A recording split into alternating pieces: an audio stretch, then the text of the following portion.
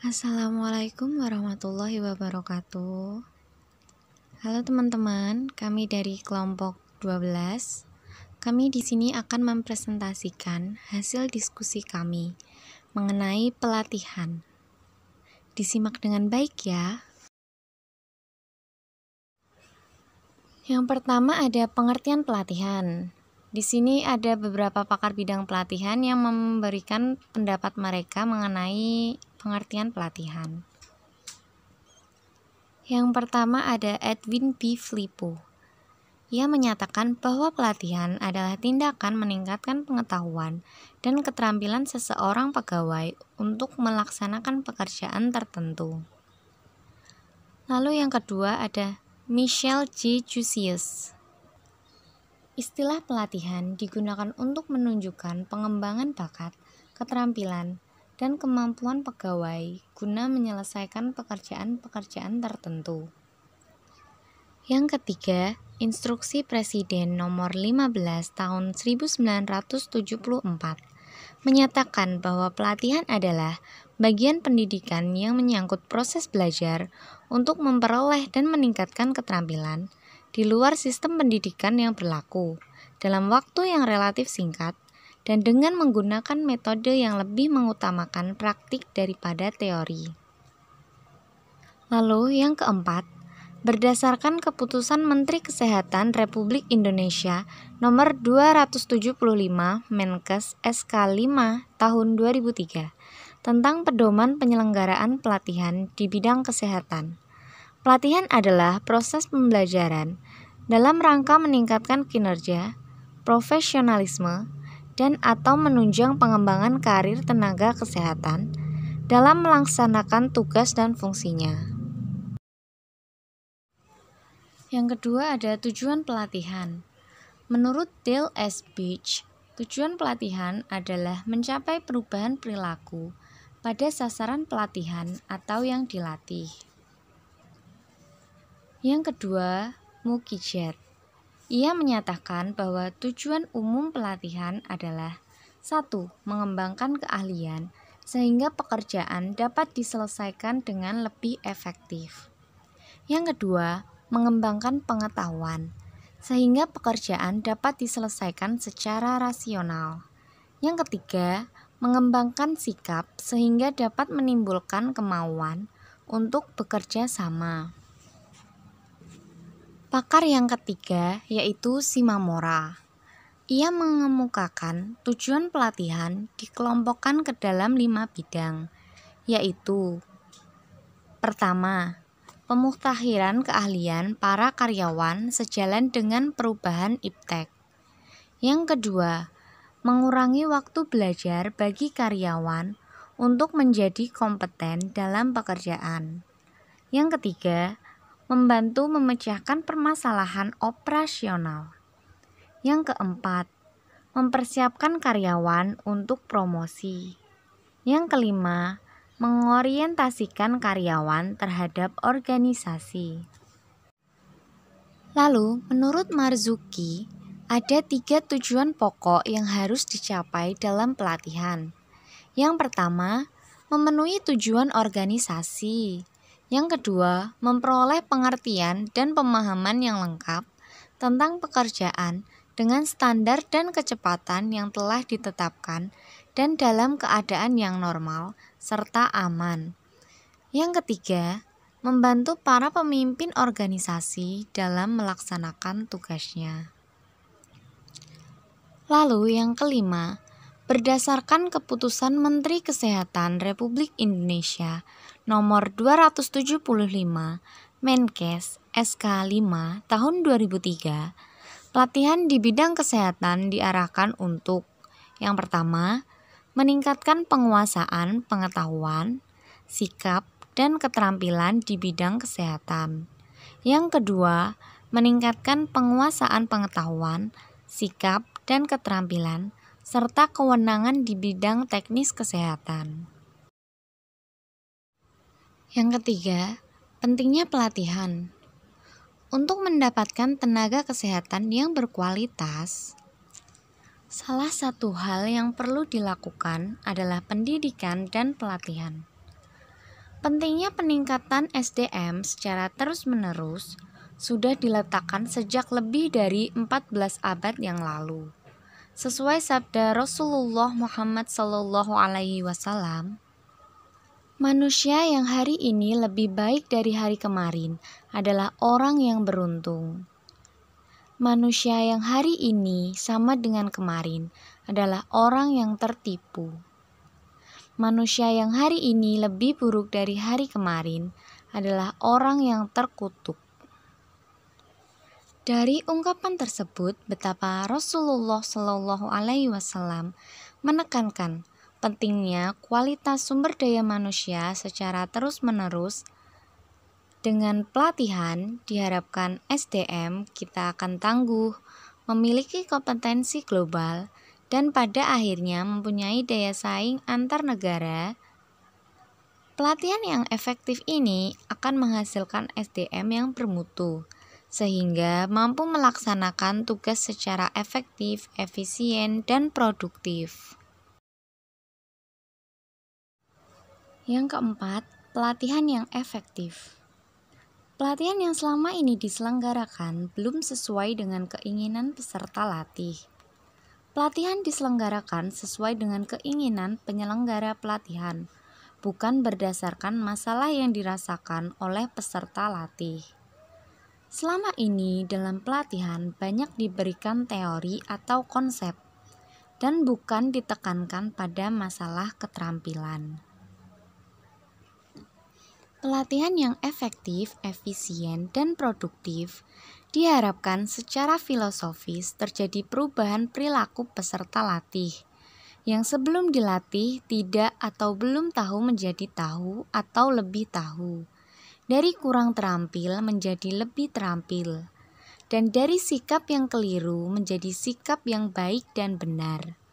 Pelatihan yang efektif apabila mampu menghasilkan perubahan yang signifikan bagi peserta latih dan instansi tempat peserta latih bekerja. Setelah pelatihan, peserta latih mampu menerapkan pengetahuan dan keterampilan yang diperolehnya selama pelatihan dan jika diperlukan, mampu memodifikasi sesuai dengan kebutuhan dan situasi di organisasinya. Hasil akhir adalah mutu produk lebih bagus, biaya yang dikeluarkan lebih murah, dan tumbuh budaya kerja yang berbasis sistem atau teamwork. Akreditasi pelatihan. Ada 4 komponen akreditasi pelatihan. Yang pertama adalah peserta. Komponen peserta meliputi persyaratan peserta, yaitu kriteria yang ditetapkan pada jenis pelatihan dan efektivitas pelatihan, dengan menitik beratkan pada jumlah peserta. Kedua, pelatih atau fasilitator. Ada 3 variabel dalam pelatih. Yang pertama adalah memiliki kemampuan kediklatan. Kedua, kesesuaian tingkat pendidikan pelatih dengan calon peserta yang dilatih. Ketiga, kesesuaian keahlian dengan materi yang diberikan. Yang ketiga, kurikulum. Pertama, kejelasan tingkat pengetahuan, sikap, dan keterampilan yang ingin dicapai. Kedua, kesesuaian materi pelajaran dengan tujuan pelatihan. Ketiga, GPBB. Keempat, struktur program. Kelima, kesesuaian variasi metode yang digunakan dengan tujuan pembelajaran tiap substansi. Keenam, kesesuaian alat bantu dengan metode yang digunakan. Ketujuh, adanya instrumen evaluasi untuk peserta, fasilitator, dan penyelenggara. 8. Kesesuaian instrumen evaluasi peserta dengan kompetensi yang ingin dicapai. Keempat, penyelenggara pelatihan. Ada 2 komponen yang melandasi penyelenggara pelatihan, yaitu landasan hukum dan penyelenggara. Prinsip pelatihan. Ada 12 prinsip yang perlu diperhatikan agar pelatihan berjalan secara efektif dan efisien. Yang pertama, perbedaan individu. Setiap individu memiliki perbedaan. Perbedaan tersebut antara lain latar belakang sosial, pendidikan, budaya, agama, adat istiadat, bakat, dan pengalaman. 2. Prinsip motivasi. Motivasi tersebut dapat berupa masalah karir, kenaikan pangkat, peningkatan kesejahteraan. 3. Prinsip pemilihan para pelatih. Keberhasilan pelatihan sangat bergantung pada para pelatih. 4. Prinsip belajar. Seseorang memiliki model belajar yang berbeda, maka perlu memperhatikan model belajar yang dilakukan dalam pelatihan. 5. Prinsip partisipasi. Partisipasi aktif dalam pelatihan dapat meningkatkan minat dan motivasi peserta latih. 6. Prinsip fokus dan batas materi. Materi pelatihan harus fokus sesuai dengan tujuan pelatihan. 7. Prinsip diagnosis dan koreksi. Pelatihan berfungsi sebagai diagnosis dan koreksi atas kesalahan yang muncul. 8. Prinsip pembagian waktu. Pembagian waktu dilihat dari pelatihan relatif, karena pelatihan lebih singkat dari pendidikan. 9. Prinsip keseriusan. Keseriusan hendaknya dapat dilakukan pada semua komponen pelatihan. 10. Prinsip kerjasama.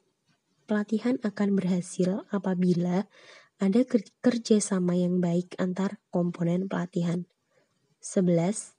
Prinsip metode pelatihan. Perlu adanya pemilihan metode yang cocok dalam berbagai pelatihan.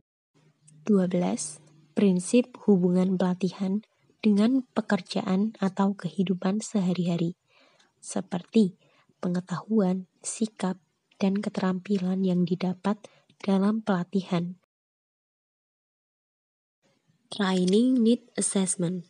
Pelatihan pada hakikatnya merupakan upaya untuk memperbaiki kinerja yang dirancang untuk meningkatkan kemampuan yang termasuk pengetahuan, sikap, dan keterampilan dalam melaksanakan tugas-tugas organisasi. Pelatihan merupakan siklus yang komponennya selalu berkaitan, sehingga proses ini tidak berhenti dan terkadang merupakan hierarki kegiatan yang berkesinambungan. Siklus pelatihan dapat dilihat dalam PPT, yaitu proses pengajian kebutuhan pelatihan, perumusan tujuan pelatihan, perancangan program pelatihan, melaksanakan program pelatihan, dan evaluasi program pelatihan. Secara umum, pengajian kebutuhan pelatihan dapat dilakukan dengan teknik sebagai berikut. Yang pertama, analisis situasi. Kedua, perumusan masalah. Ketiga, menentukan prioritas masalah. 4. Analisis penyebab masalah. 5. Menentukan alternatif pemecahan masalah. 6. Pemilihan cara pemecahan masalah. 7. Analisis persoalan potensial. Kerangka pengkajian kebutuhan pelatihan dapat dilihat dalam bagan. Pertama, adanya masalah dalam organisasi dikaji menjadi prioritas masalah menurut pimpinan organisasi sebagai pembanding dan diagnosis organisasi. Selanjutnya, dua hal tersebut diklasifikasikan dalam masalah yang disebabkan oleh faktor manusia atau masalah yang disebabkan oleh faktor non-manusia. Masalah yang disebabkan oleh faktor manusia dilakukan survei lanjutan, yaitu mengidentifikasi kesenjangan prestasi. Setelah mengidentifikasi, dilakukan 3 klasifikasi, yaitu faktor dari organisasi atau lingkungan kerja, faktor pengetahuan atau keterampilan kerja, dan faktor perilaku pelaksana. Faktor organisasi selanjutnya dilakukan penghilangan penghambat perbaikan standar kerja atau peralatan kerja. Kemudian faktor pengetahuan selanjutnya adanya pelatihan atau praktik kerja, umpan balik perilaku kerja, Kemudian identifikasi jenis-jenis pelatihan. Pada faktor perilaku pelaksana dilakukan penghargaan dan hukuman umpan balik perilaku. Proses pengajian kebutuhan pelatihan, yang pertama mengidentifikasi masalah organisasi, kedua merumuskan masalah yang dihadapi organisasi, tiga menentukan penyebab timbulnya masalah. Dikategorikan menjadi dua penyebab, yaitu faktor kemampuan dan faktor penyebab lain.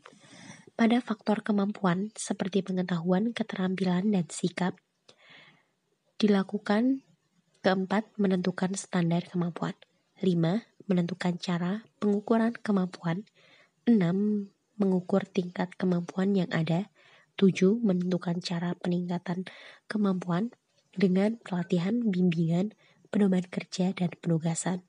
Faktor penyebab lain seperti lingkungan dan sarana dapat menentukan cara pemecahan masalah dengan non-pelatihan. Untuk mempersiapkan pelatihan, diperlukan suatu proposal. Proposal ini memuat berbagai informasi dalam pelaksanaan pelatihan. Informasi dan isi proposal antara lain memuat pendahuluan, tujuan, pelatih, waktu, tempat, materi, metode, proses, alat bantu, biaya, dan kepanitiaan. Nah, di sini ada format contoh proposal pelatihan, yaitu terdiri dari cover, kata pengantar, daftar isi, pendahuluan yang memuat latar belakang dan manfaat, lalu tujuan, ada umum dan khusus, lalu peserta pelatihan, pelatih atau narasumber, waktu, tempat pelatihan, materi pelatihan, yaitu berisi mata pelajaran yang akan diberikan, dan bobot materi. Lalu ada proses pelatihan, meliputi persiapan, pelaksanaan, atau langkah-langkah dan evaluasi. Kemudian ada alat bantu, yaitu peralatan atau bahan yang digunakan dalam pelatihan, biaya, sumber, pengeluaran, kepanitiaan, lalu penutup. Baik, kami cukupkan. Terima kasih atas partisipasinya. Kami mohon maaf apabila terdapat kekurangan dan banyak salah kata. Kami akhiri. Wassalamualaikum warahmatullahi wabarakatuh.